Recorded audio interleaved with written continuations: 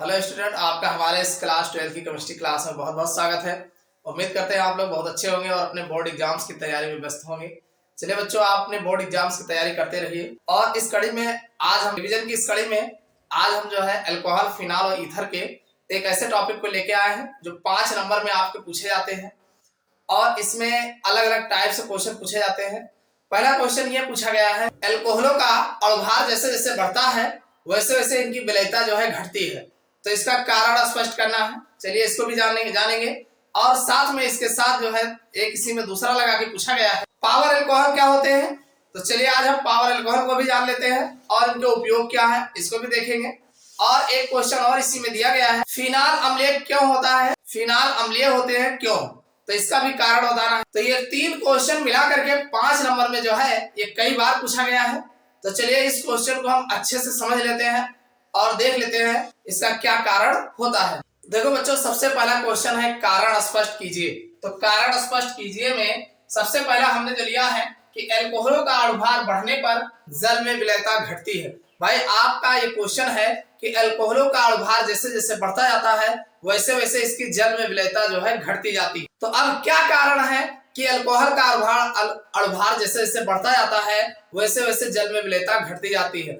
तो देखो भाई, आप जानते हैं जो हमारा अल्कोहल होता है ROH, अल्कोहल में एक आपका एल्किल समूह होता है, ये जो लगा होता है ये हमारा एल्किल समूह होता है। R कौन है? R एल्किल समूह होता है। और ये जो OH है ये हाइड्रोक्सी समूह होता है। कौन सा समूह होता है? हाइड्रोक्सिल समूह होता है।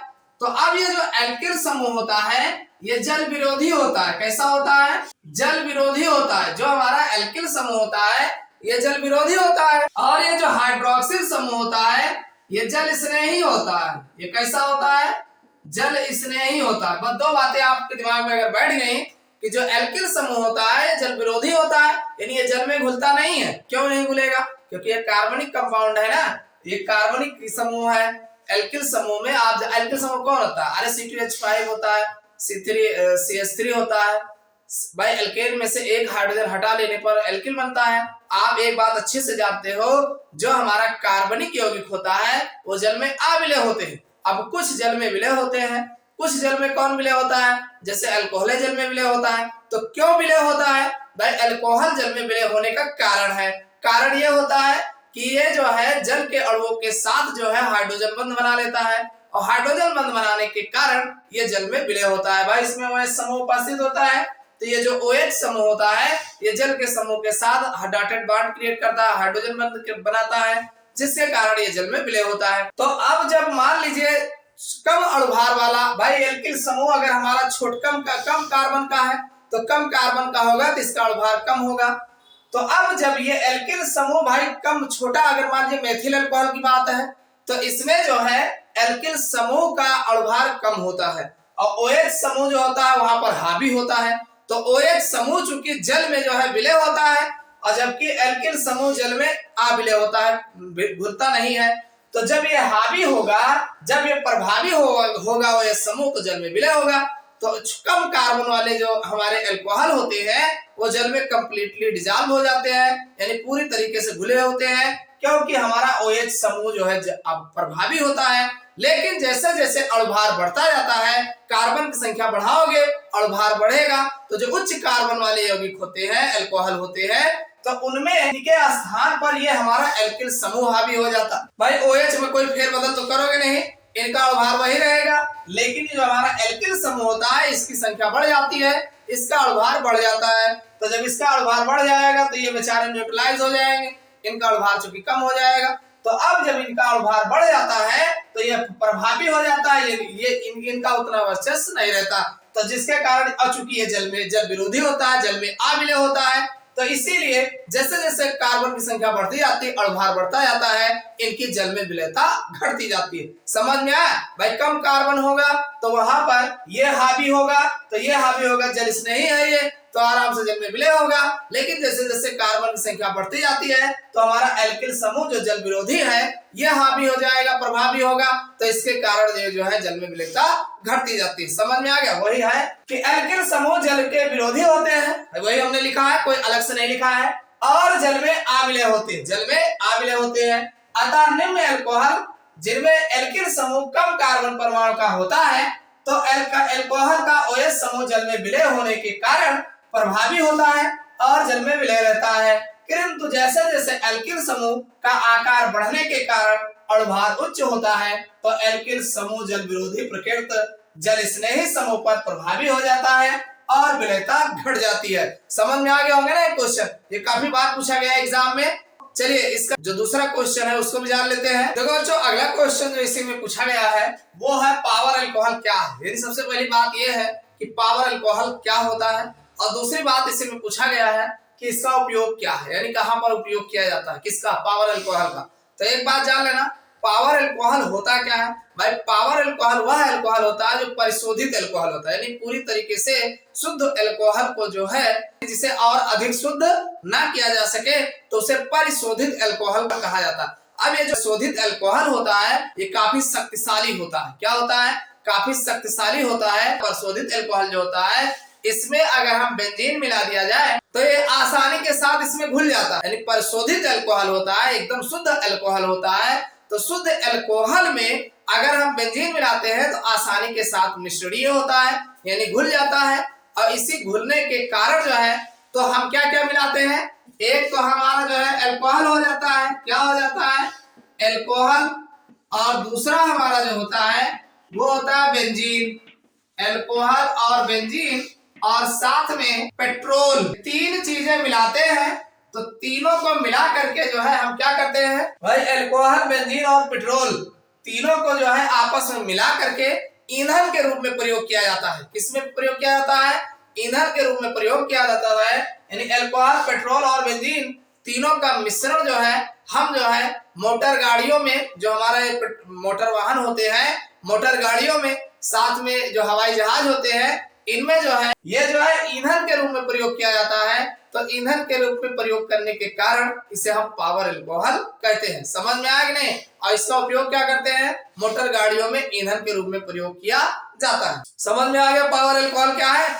एक बात ध्यान रखना, ये जो हमारा अल्कोहल होता है, परिशोधित अल्कोहल जो होता है, ये बेंजीन में विलय होता है। किसमें विलय होता है, बेंजीन में विलय होता है। और इसी बेंजीन में विलय होने के कारण ये जो हमारा अल्कोहल और पेट्रोल और बेंजीन तीनों के मिश्रण को आपस में मिला करके मोटर गाड़ियों में ईंधन के रूप में प्रयोग किया जाता है। तो मोटर गाड़ियों में ईंधन के रूप में प्रयोग किया जाता है और इसीलिए इसे जो है पावर अल्कोहल कहा जाता है। समझ में आ गया पावर अल्कोहल क्या है।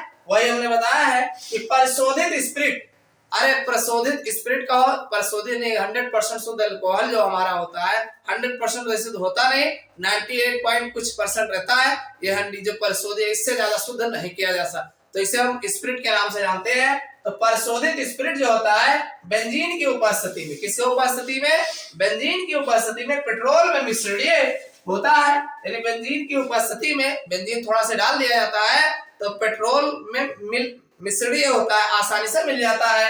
तो अब पेट्रोल और औद्योगिक अल्कोहल तथा बेंजीन के मिश्रण, यानी जो औद्योगिक अल्कोहल जो उद्योगों में बनाए जाते हैं शुद्ध अल्कोहल, औद्योगिक अल्कोहल तथा बेंजीन के मिश्रण का उपयोग मोटर गाड़ियों में ईंधन के रूप में प्रयोग किया जाता है।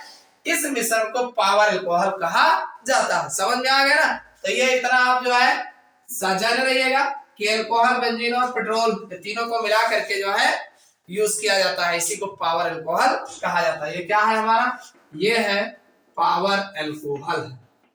समझ में आ गया कि नहीं। ये आपका पावर अल्कोहल, भाई पेट्रोल ज्यादा होगा, अल्कोहल 10% रहता है, थोड़ा सा आपका बेंजीन रहता है। समझ में आ गया। अगला देख लेते हैं। देखो बच्चों अगला क्वेश्चन जो हमारा बनता है वो है फिनाल अम्लीय होते हैं क्यों।